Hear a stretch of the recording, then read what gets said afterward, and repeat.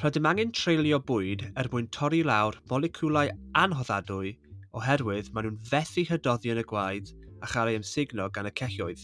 Felly mae treiliad yn torri moleciwlau mawr annhoddadwy I mewn I moleciwlau toddadwy. Dysgwch enwau'r moleciwlau canlynol cyn eich arholiad. Mae braster yn cael ei thorri lawr I lyserol ac asidau brasterog. Mae proteinau yn cael ei thorri lawr I asidau amino. Mae starch sydd yn carbohydrad sydd wedi cael ei gwneud allan o gadwyni o moleciwlau glwcos. Mae treiliad yn torri lawr y gadwyni ac yn gwahanu'r moleciwlau glwcos. Mae ensymau yn cymryd rhan yn y broses o dorri lawr moleciwlau. Dysgwch hefyd y profion bwyd sydd dangos oes starch, proteinau a glwcos yn ein bwyd.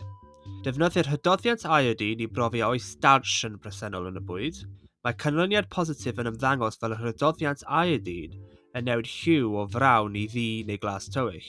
Defnyddir hydoddiant biwret I brofi presenoldeb protein. Mae canlyniad positif yn ymddangos fel y hydoddiant biwret yn newid lliw o glas I ddilas. Yn olaf yw adweithydd Benedict sydd yn profi presenoldeb glwcos. Mae rhaid berwi mewn baddon dŵr sydd yn wahanol i'r profion bwyd diweddar. Mae canlyniad positif yn ymddangos fel yr adweithydd Benedict yn newid lliw o glas I goch fel bric. Yn y wers nesaf, byddwn nhw'n edrych ar yr ensymau sydd yn helpu treulio bwyd.